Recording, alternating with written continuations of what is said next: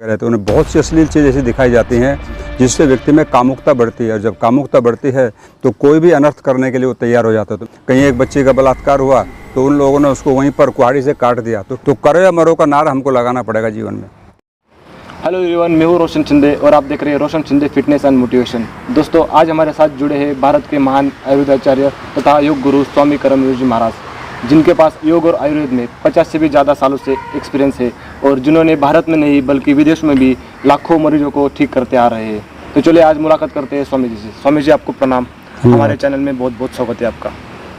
स्वामी जी, सन्यासी लोग तेजस्वी क्यों होते हैं जबकि सामान्य लोगों की तुलना में उनका अलग ही प्रभाव दिखता है? देखिए, सन्यासियों का क्या धर्म है, एक उसके बारे में मनु महाराज जी ने कहा कि सन्यासेत सर्व कर्माणि वेदम एकम न सन्यासेत। सन्यासी जो होता है संसार के सब कुछ छोड़ देता है, केवल वेद से प्यार करता है, वेद का स्वाध्याय करता है, उस पर पढ़ने के बाद में उसमें कुछ उसका जीवन में उतारता है उसको और उसको लेकर आगे बढ़ता है। तो सन्यासी का सबसे पहला धर्म है कि वो वेद का अध्ययन करे, स्वाध्याय करे। और जब वेद का स्वाध्याय करेगा तो उसको मेंटली और फिजिकली दोनों चीज़ें परफेक्ट होती हैं। तो ऐसी अवस्था में इसलिए सन्यासी जो है वो तेजस्वी होता है और संसार से बिल्कुल अलग होता है। संसार जिस राह में जा रहा होता है, सन्यासी का जो मार्ग है उससे एकदम भिन्न होता है। इसलिए वो अपने आप में जीता है और ईश्वर भक्ति करता हुआ मस्त रहता है। स्वामी जी, आजकल नौजवान शारीरिक और मानसिक रूप से कमज़ोर दिखाई दे रहे हैं और हम देख रहे हैं कि अपने देश में बलात्कार, हिंसा, छल कपट दिन पर दिन बढ़ते ही जा रहा है। तो इसके लिए हमें क्या करना होगा? देखिए, कोई भी किसी भी देश का जो जवान होता है, जब तक हम उसको शारीरिक और बौद्धिक स्तर से उसको ऊपर नहीं उठाएंगे, उसको आचरण की शिक्षा नहीं देंगे, व्यक्ति कितना भी पढ़ लिख जाए, जब तक उसका आचरण नहीं होगा तो वो अपने जीवन में सफल नहीं हो सकता। बहुत ही सुंदर शब्दों में हमारे शास्त्रों में कहा कि आचारहीनम न पुनन्ति वेदाः। जो आचारहीन व्यक्ति है उसका वेद भी कल्याण नहीं कर सकता। तो ऐसी अवस्था में हमारी जो शिक्षा है, जैसे प्राचीन काल में हमारी गुरुकुलीय शिक्षा होती थी, वहाँ पर जो कुछ पढ़ाया जाता तो था ही, लेकिन साथ में उसको संस्कार दिए जाते थे और उसकी आचरण की जो उज्ज्वलता थी वो बहुत महान थी, इसलिए वो इन सब चीज़ों से बच के रहते थे। लेकिन आज जो हम देख रहे हैं, एक ऐसे कुछ कार्यक्रम आए, जैसे हमारा टीवी है या मोबाइल पे बहुत से कार्यक्रम हैं, विद्यार्थी पढ़ाई की चीज़ों को छोड़ करके उनके पीछे लगे रहते हैं। उन्हें बहुत सी अश्लील चीज़ ऐसी दिखाई जाती हैं जिससे व्यक्ति में कामुकता बढ़ती है। और जब कामुकता बढ़ती है तो कोई भी अनर्थ करने के लिए वो तैयार हो जाता है। तो मैं चाहूँगा हमारे देश के जितने भी युवा हैं, नवयुवक हैं, वो सभी एक अच्छी चीज़ें पढ़ें, गीता, वेद, दर्शन, उपनिषद, इनका स्वाध्याय करने से व्यक्ति संयमी बने। देखिए, जब तक व्यक्ति में संयम नहीं होगा वो किसी भी क्षेत्र में सफल नहीं हो सकता। तो ये चीज़ें हमारे लिए बहुत ज़रूरी है। और हमारे शास्त्रों में कहा कि मातृवत पर दारेशु पर द्रव्येशु लोष्टवत आत्मवत सर्वभूतेषु ये पश्यति स पश्यति, कि हमारी जितनी भी बहनें सबको माता की दृष्टि देखें, बहनों को बहनों की दृष्टि देखें। तो ये तभी हो सकता है जब हमारी शिक्षा बहुत अच्छी हो।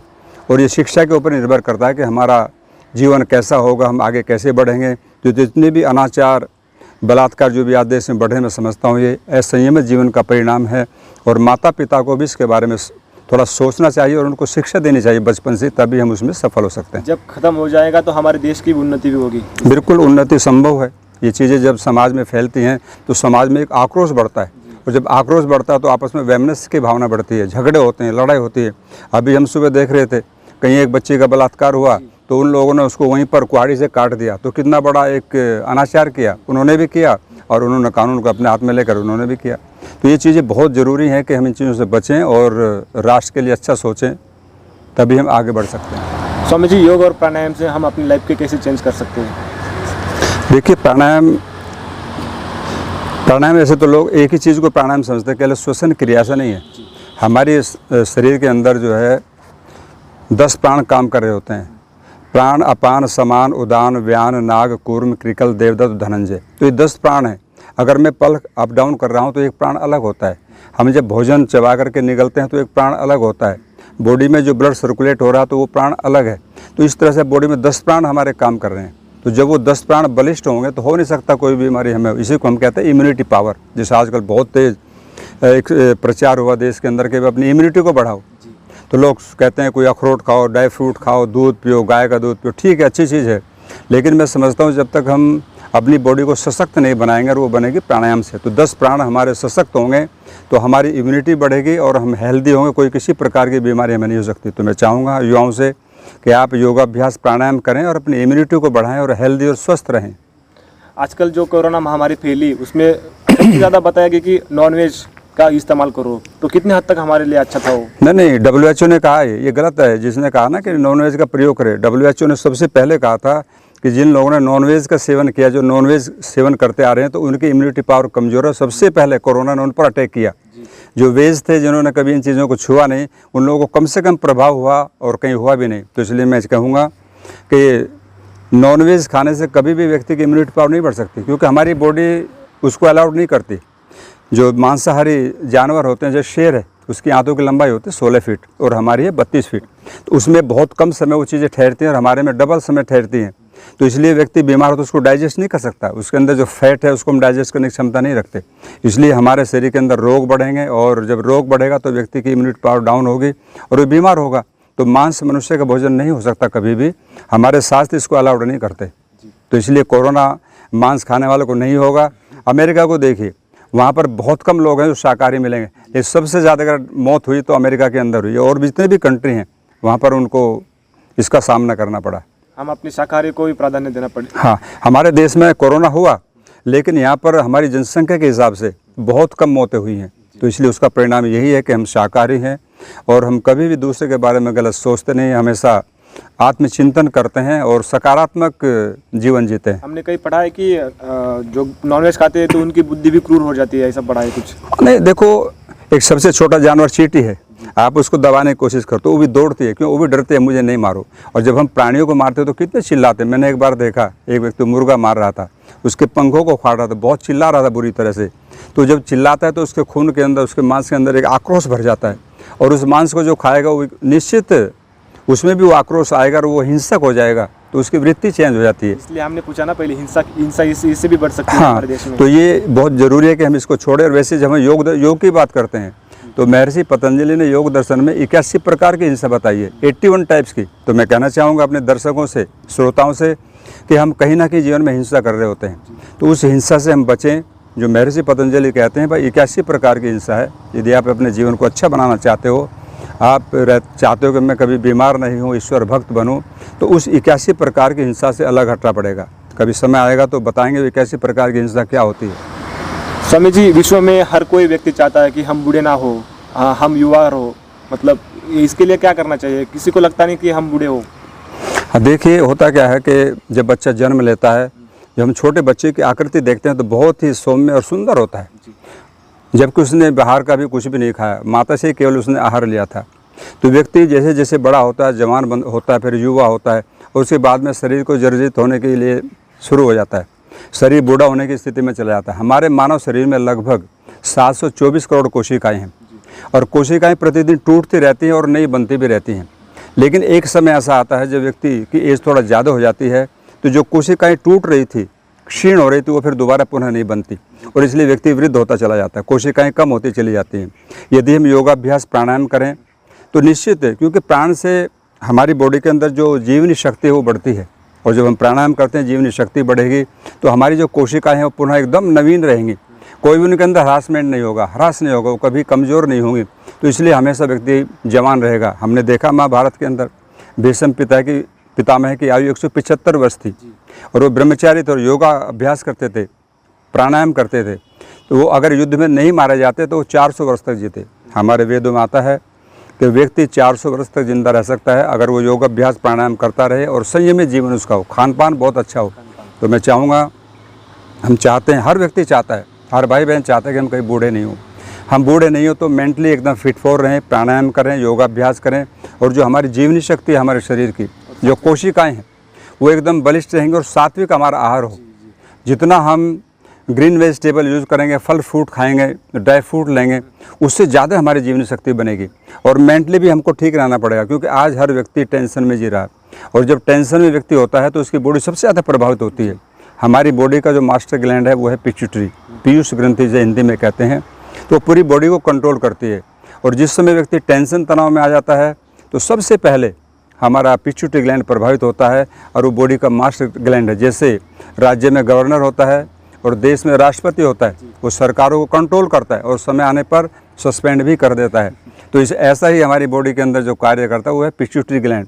तो टेंशन तनाव से यदि व्यक्ति दूर रहेगा तो पूरी बॉडी हमारी हेल्दी होगी, सारे ऑर्गन्स चाहे लीवर है, किडनी है, पेनक्रियाज है, प्रोस्टेट ग्लैंड है, इंटेस्टाइन है, जितने भी ग्लैंड सारे हेल्दी होंगे और कभी भी हम बीमार नहीं हो सकते। तो इसलिए हमारी कोशिकाएं हमेशा युवा रहें, जवान रहें, तो उसके लिए हम योगाभ्यास प्राणायाम करें और सात्विक आहार लें। मेंटली बहुत ही एकदम शांत रहें, किसी के बारे में गलत चिंतन नहीं करें। और जब योगाभ्यास व्यक्ति करता है तो दूसरे के बारे में कभी गलत सोच ही नहीं सकता, क्योंकि महर्षि पतंजलि ने पहले ही कहा कि 81 प्रकार की हिंसा से बचें और आप दूर रहें। तो व्यक्ति कभी बूढ़ा नहीं होगा। तो मैं चाहूँगा जो भी भाई और बहनें देश में चाहते हैं कि हम हमेशा युवा रहें, तो अपने आप को मेंटली फिट फॉर रखें, स्वस्थ रहें और साथ में योगाभ्यास प्राणायाम करें और सात्विक आहार लें, मांसाहार से दूर रहें, तभी आप हेल्दी और स्वस्थ रह सकते हैं जी। और कभी जीवन में बूढ़े नहीं होंगे। ये मेरा दावा है। स्वामी जी, हर व्यक्ति के मन में आता है कि हम अपने सपने पूरे करें और हम अपने लक्ष्य तक जाए, इसके लिए हमें क्या करना होगा? हाँ देखिए, होता क्या है, हर व्यक्ति चाहता है कि मैं ऊंचाइयों को स्पर्श करूँ, छूँ, लेकिन वहाँ तक हम पहुँच नहीं पाते। उसका कारण है व्यक्ति कई बार संकल्प करता है और संकल्प जब करता है तो उसके अकॉर्डिंग पुरुषार्थ नहीं करता, या करता है तो बहुत छोटे समय के लिए करता है। हमने संकल्प किया, एक विद्यार्थी संकल्प करता है मुझे IAS बनना है या मुझे टॉप करना है, तो वो 1-2 महीना तो उसके साथ में रहेगा उस संकल्प के, लेकिन फिर धीरे धीरे संकल्प उसका लूज हो जाता है और धीरे धीरे फिर वो समाप्त हो जाता है। तो संकल्प अगर जिंदा रहे, हो नहीं सकता कोई भी व्यक्ति अपने संकल्प को पूरा ना करे। हम देखते हैं जैसे धीरूभाई अंबानी की जो फैमिली है, सबसे बड़ी फैमिली है, तो मैंने उसकी हिस्ट्री को पढ़ा था, शायद बहुत लोगों ने पढ़ा होगा। उसने कभी 500 रुपये से बिजनेस शुरू किया था और आज वो वर्ल्ड के अंदर अपने का नाम रखता है। आज लोग 5-5 करोड़ से बिजनेस शुरू कर रहे हैं, लेकिन वहाँ तक नहीं पहुँचते। इसका मतलब क्या है कि उनका संकल्प छोटा है। उन्होंने संकल्प किया लेकिन संकल्प के अकॉर्डिंग पुरुषार्थ नहीं किया। संकल्प भी हो और पुरुषार्थ भी करें तो निश्चित व्यक्ति अपने सारे स्वप्नों को पूरा कर सकता है और ऊंचाइयों को छू सकता है। तो मैं चाहूँगा जितने भी देश में युवा हैं, क्योंकि हर व्यक्ति का स्वप्न होता है कुछ ना कुछ, मुझे आगे बढ़ना है, मुझे राष्ट्र के लिए कुछ करना है, मुझे बिजनेस में आगे जाना है, मुझे शिक्षा में आगे जाना, कोई भी आपका लक्ष्य हो, लक्ष्य को लक्षित करके यदि हम बढ़ेंगे आगे, और तभी पूरा होगा जब हम उसके अकॉर्डिंग पुरुषार्थ करेंगे, श्रम करेंगे। एक व्यक्ति ने मेहनत तो की नहीं और सोचता है मैं फर्स्ट क्लास, ऐसे कैसे हो सकता है, वो तो 3rd डिवीज़न भी नहीं ला सकता। तो ऐसी अवस्था में हमको पुरुषार्थ करना बहुत, जो संकल्प करें और फिर उसके अकॉर्डिंग पुरुषार्थ करें, मेहनत करें, तभी हम उस लक्ष्य को पा सकते हैं। तो मैं चाहूँगा जो भी युवा ऊंचाइयों को छूना चाहते हैं वो पहले अपना एक संकल्प करें, लक्ष्य बनाएं और फिर उसको लक्षित करके आगे बढ़ें। जैसे हम कई बार पढ़ते हैं महाभारत के अंदर, अर्जुन से पूछा कि आपको मछली की आँख बांधनी है, तो आपको क्या दिखाई दे रहा? किसी ने मछली कहा, किसी ने पानी बताया, उसने कहा नहीं मुझको तो मछली की आँख दिखाई दे रही है। तो वही एक लक्ष्य हमारा हो और हम उसको लक्षित करके जब आगे बढ़ेंगे तो निश्चित मैं समझता हूँ व्यक्ति उन स्वप्नों को पूरा करेगा, ऊंचाइयों को छुएगा। तो सभी युवा भाई और बहनें अपने जीवन में लक्ष्य बनाएं और लक्ष्य का संकल्प करें जब तक हम उसको पूरा नहीं कर लेते। एक बार महात्मा गांधी ने कहा था डू एंड डाई, करो या मरो। तो करो या मरो का नारा हमको लगाना पड़ेगा जीवन में, तभी हम अपने संकल्प को पा सकते हैं और उन ऊंचाइयों को छू सकते हैं। स्वामी जी, आजकल हर एक व्यक्ति को सुख चाहिए हो, दिन पर दिन सुख के पीछे भागता ही जा रहा है, पर असल में उनको सुख नहीं मिलता। तो हम क्या करना करेंगे जो सुख मिलेंगे आज? हाँ देखिए, 2 तरह का सुख होता है। एक तो सुख होता है जो हमारी इंद्रियों को अच्छा लगता है, हमें आँखें अच्छा देखना चाहती हैं, हाथ अच्छा कार्य करना चाहते हैं, अच्छी जगह छूना चाहते हैं, पैर अच्छी जगह जाना चाहते हैं। एक तो सुख होगा इंद्रियों का सुख है, और एक आत्मिक सुख होता है। तो आत्मिक सुख और जो इंद्रियों का सुख है, ये दोनों भिन्न भिन्न हैं। और जब हम संसार के अंदर आगे प्रगति करते हैं तो हमें इंद्रियों का सुख मिलता है, लेकिन जब हम अंदर की ओर जाते हैं और अपने अंतःकरण में डूब जाते हैं तो उस समय फिर हमें आत्मिक सुख मिलता है, और वो सुख केवल ईश्वर भक्ति में मिल सकता है और कहीं नहीं मिल सकता। बाहर के साधन ठीक है आपको सुख देंगे, आप बढ़िया गाड़ी खरीद सकते हो, बढ़िया बंगला बना सकते हो, ज़मीन खरीद सकते हो, कुछ भी कर सकते हो, लेकिन जो सुखद अनुभूति है वो आंतरिक है और तब तक नहीं मिलेगी जब तक आप अपने अंदर की ओर नहीं देखेंगे। तो ये तो 2 सुख हो गए, लेकिन एक सुख मिलता है हमको जीवन के बारे में। जैसे आपने देखा हो कोरोना के समय पर एक बहुत बड़ा एक स्थिति बनी देश में कि भाई हमें ऑक्सीजन का सिलेंडर चाहिए, और सिलेंडर मिले नहीं क्योंकि सिलेंडर तो लिमिटेड थे, और कुछ उसमें ब्लैक मार्केट भी किया लोगों ने। लेकिन मैं कहना चाहूँगा यदि आप अच्छी तरह से सुखद अनुभूति करना चाहते हैं तो जहाँ तक शरीर को हमें सुख मिले, आत्मिक सुख मिले, और वहीं पर हमें वृक्षों से जो ऑक्सीजन मिलती है, हमें वृक्षों को भी लगाना पड़ेगा। मैं कई बार कहता हूँ हमारे देश की आबादी कई करोड़ है, अगर सभी लोग अपने जन्मदिन पर एक एक पेड़ लगाएं तो हमारे देश में कोई भी जगह नहीं मिलेगी जो खाली पड़ी है जहाँ पर कोई पेड़ नहीं खड़ा होगा, और किसी पे जोर भी नहीं पड़ेगा। 1000-1500 रुपये का पेड़ की कीमत और उसको परवरिश करने के लिए एक आदमी को लगा दें, अब तो बड़ा हो जाएगा और ऑक्सीजन देगा, हमें सिलेंडरों की ज़रूरत ही नहीं पड़ेगी। तो मैं चाहूँगा हम जहाँ पर सुखद अनुभूति करना चाहते हैं वहीं पर एक सुखद अनुभूति हमें वृक्षों से होती है। ये हमें फल भी देते हैं, लकड़ी भी देते हैं, और सबसे बड़ा जो कार्य इनसे होता है वो हमें शुद्ध ऑक्सीजन मिलती है। बिना ऑक्सीजन के कोई व्यक्ति जीवित नहीं रह सकता। एक व्यक्ति के पास में 1 क्विंटल सोना है, ठीक है, और ऑक्सीजन नहीं है, वो मर जाएगा, क्या करेगा? सोना खाएगा थोड़ा ही। कोरोना के काल में ऑक्सीजन की वजह से मर गए। ऐसे ही हुआ, बहुत लोग मरे जिनके पास में अतुल धन संपदा थी, उनको ऑक्सीजन नहीं मिला, वो मर गए। तो अगर वो पेड़ लगाते तो हमें बाहर के ऑक्सीजन की ज़रूरत ही नहीं पड़ती। तो पेड़ हमारा जो है जहाँ कार्बन डाइऑक्साइड का शोधन करते हैं, इनका आहार कार्बन डाइऑक्साइड है और ये छोड़ते ऑक्सीजन है, तो कितना बड़ा इससे लाभ होता है वृक्षों से हमको। तो मैं चाहूँगा हमारे देश में जितने भाई और बहनें हैं वो शादी की वर्षगांठ पर, बच्चों के जन्मदिन पर, अपने जन्मदिन पर एक पेड़ लगाएं। तो मैं समझता हूँ कि आने वाले 20 सालों में सारी धरती हमारी हरी भरी हो सकती है। कोई पहाड़ी हमको नंगी नहीं मिलेगी बिना वृक्षों के, कोई ज़मीन नहीं मिलेगी। तो वृक्षों को लगाएं और ऑक्सीजन का पान करें, जिससे हमें सुखद अनुभूति होगी और हम एक अच्छा जीवन जी सकेंगे। तो स्वामी जी धन्यवाद, आपने आपका अनमोल समय दिया। हाँ, बहुत धन्यवाद आपका। आपने जो भी एक अच्छा कार्यक्रम शुरू किया, ईश्वर आपको इसमें सफलता दे, हमारी यही शुभकामना। धन्यवाद। तो दोस्तों ऐसे ही सेलिब्रिटीज़ के साथ फिटनेस और मोटिवेशन के वीडियो देखने के लिए हमारे चैनल को सब्सक्राइब जरूर करें, क्योंकि आगे भी बहुत सारे सेलिब्रिटीज़ हमारे साथ जुड़ने वाले हैं। तो आप भी हमारे साथ जुड़े रहे और आपके आसपास में लोगों को भी शेयर करें। धन्यवाद। जय हिंद। वंदे मातरम।